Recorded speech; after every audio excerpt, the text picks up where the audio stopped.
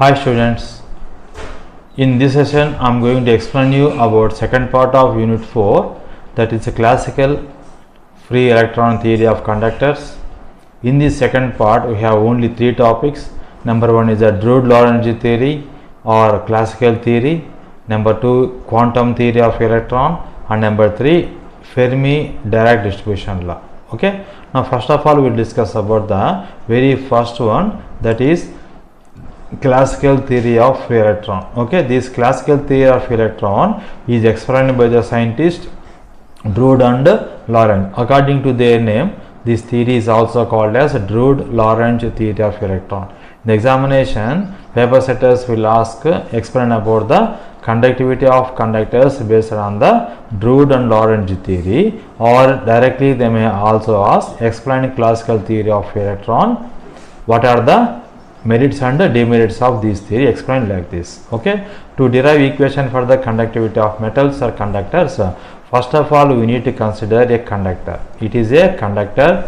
Already we know that coordinating of conductor contains lot of free electrons which are moving freely from one side to another side. Now according to the Drude-Lorentz theory, this conductor contains a large number of positive ions. These plus symbols represents positive ions. These positive ions are fixed inside of the lattice. Positive ions are fixed inside of the lattice. Now between the fixed positive ions, electrons are moving randomly for one side to the other side. According to the Drude and Lorentz, these electrons are moving like gas molecule. This is a assumption of classical theory. These free electrons are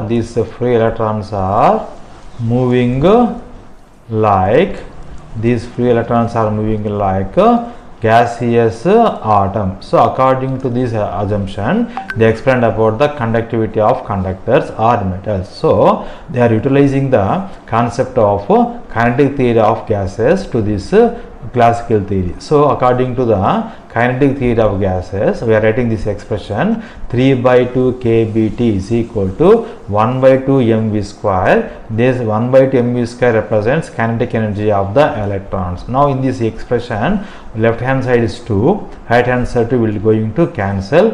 Then I am rewriting 3 kBT is equal to mv square. Here electrons are moving with the velocity of light, so I am replacing V by C in the above expression. So 3 kBT is equal to mc square.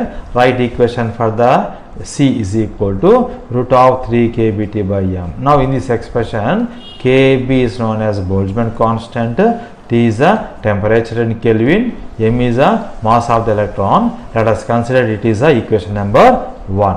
Now to this conductor, now we need to apply potential difference. Now this is a battery of electric field capital E. Battery of electric field capital E is applied to the conductor. Because of this connection to this conductor, already we know that electrons are having negative supply, a negative charge, and given the charge is negative charge, so all electrons are repelled by the negative supply of the battery. These electrons are repelled and they are moving in this direction. This is a direction of electron flow. So whenever electrons are traveling from one side to another side, there is a possibility of collision of electrons with the positive ion. With this collision, the electron velocity decreases and again they will move with the new velocity to some more distance.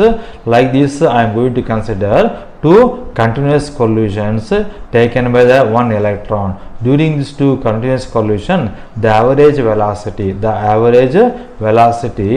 gained by the electron between two continuous collisions, this average velocity is known as drift velocity. Similarly, during the two continuous collisions, the average distance traveled by the electron between two continuous collisions, this average distance is known as mean free path. This mean free path denoted by the symbol lambda. Similarly, the average time taken by the electron between two continuous collisions, this average time is called as relaxation time. These are the three important definitions which are using frequently in the short answer. So, number 1 is a drift velocity, number 2 mean free path, number 3 relaxation time tau. This is a symbol called as tau. Mean free path is the tau lambda, drift velocity v suffix d. You remember these three definitions. These are important for the 2 marks category in the university or JNTU affiliated college examinations. Okay, now I am writing equation for this one. So we know force is equal to E into E. Let us say it is a second equation. We know from the Newton's second law. From the Newton's second law, F is equal to ma. I am writing A is equal to F divided by m. Now in this expression, substitute second equation, the third equation, we are getting acceleration of the electron A is equal to E by m. Now in this expression, small e is a charge of the electron. Small e is a charge of electron and capital E is a electric field. Capital E is a electric field applied to the conductor. Now we know the equation for the acceleration A is equal to V divided by T. So in this expression, I am replacing velocity with the drift velocity and time with the relaxation time tau. So write equation for the drift velocity, Vd is equal to A into tau. Now we know equation for the acceleration A is equal to E by m. I am substituting fourth equation here. I am substituting fourth equation here. So drift velocity Vd is equal to E tau divided by m. Now we know from the basics of current density, J is equal to Ne into Vd. Now in this equation, N is a total number of free electrons. N is a total number of electrons inside of that conductor. Already we know E is a charge of the electron and Vd is a drift velocity. Now substitute the fifth equation, J is equal to Ne into the place of Vd, substituting E tau divided by m. Here small e and another small e going to become cancel, multiply, it will converted into E square. So J current density J is equal to Ne square E tau divided by m. That is a sixth equation. We know another equation for the conductivity, sigma is equal to J divided by E. Substitute current density J in this expression. So J is equal, sigma is equal to Ne square E tau divided by m into E. Here 1 E will cancel. After cancelling, rewrite the remaining expression, sigma is equal to Ne square tau divided by m. It is the seventh equation. Now we know general equation for the velocity V is equal to displacement by time.